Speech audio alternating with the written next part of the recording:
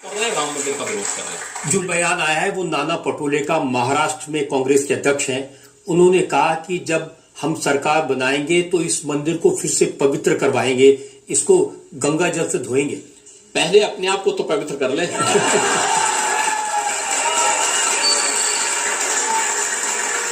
और राहुल गांधी तो बार बार अपनी हर पब्लिक मीटिंग में ये कहते हैं कि ये जो प्राण प्रतिष्ठा का कार्यक्रम है, इसमें उन्होंने अमिताभ बच्चन को देखा, ऐश्वर्या राय को नाचते हुए देखा, लेकिन किसी गरीब को, किसी मजदूर को नहीं देखा।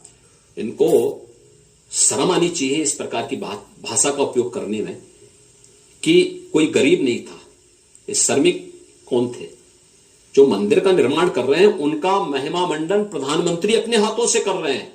वे कुर्सी में बैठे थे, प्रधानमंत्री जी उनके पास जा करके पुष्प से वर्षा करके उनका सम्मान कर रहे थे। प्रयागराज में सफाई कर्मियों के पैर प्रधानमंत्री जी ने अपने हाथों से धोए।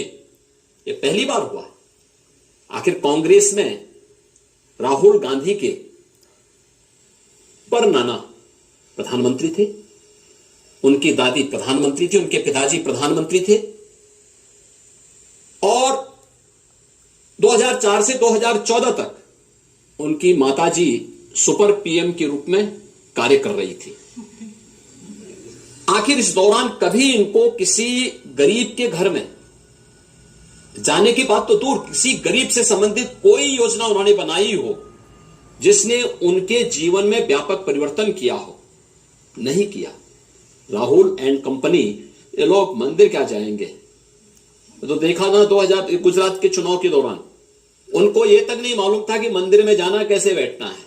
ऐसे लगता था जैसे कोई नमाज पढ़ने के लिए गया हो। तो पुजारी ने समझाया, कहा भैया ये मंदिर है, मस्जिद नहीं है। पालती मार करके बैठिए, पूजा करना है तो पालती मार करके बैठा जाता है।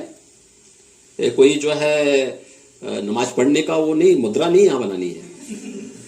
अब जिनको ये भी संस्कार न हो वे राम मंदिर के बारे में चर्चा करें। जिनका खानदानी इतिहास है राम मंदिर के विरोध का, वे भारत की आस्था को क्या जान पाएंगे? और आज ऐसा थोड़े पहली बार हो। शिकायत कर रहे हैं कि राष्ट्रपति द्रौपदी मुर्मू को प्राण प्रतिष्ठा के कार्यक्रम में इसलिए नहीं आमंत्रित किया क्योंकि वो एक आदिवासी है। पहली बार देश के अंदर एक आदिवासी महिला देश की राष्ट्रपति बनी है। वो किसके कारण? प्रधानमंत्री मोदी जी के इनिशिएटिव लेने के कारण, कि समाज के अंतिम पायदान पर बैठे हुए, अंत्योदय से अमृतोदय की यात्रा है हमारी। अंतिम पायदान पर बैठे हुए व्यक्ति को भी सत्ता के सिंहासन पर बैठने की स्थिति है। मैं पूछना चाहता हूं, राहुल गांधी से पूछना चाहता हूं, मैं स्वयं की बात करता हूं। मैं तो एक सामान्य परिवार में जन्म लिया था। हमने कभी मुख्यमंत्री बनने की सोची ही नहीं थी, कभी नहीं सोची थी, कभी नहीं हम लोगों के मन में था। आज मुख्यमंत्री के रूप में हम जनता जनार्दन की सेवा कर रहे हैं। ऐसी बात मैं कह रहा हूं कि निमंत्रण पत्र सबको दिया था, आदरणीय राष्ट्रपति जी को भी, आदरणीय उपराष्ट्रपति जी को भी, पूर्व राष्ट्रपति आदरणीय रामनाथ कोविंद जी को भी, जिस सूची में हर तबके के लोग थे। तो अमिताभ बच्चन भी उसमें थे, और मुझे लगता है कि हमें उनकी कला पर सम्मान का भाव रखना चाहिए। नहीं, ऐश्वर्या राय तो नहीं थी लेकिन उनको दिखी। मैं क्या कहता, देखिए उनकी दृष्टि ही वैसी है। दृष्टि दोष इसी को कहते हैं। दृष्टि तो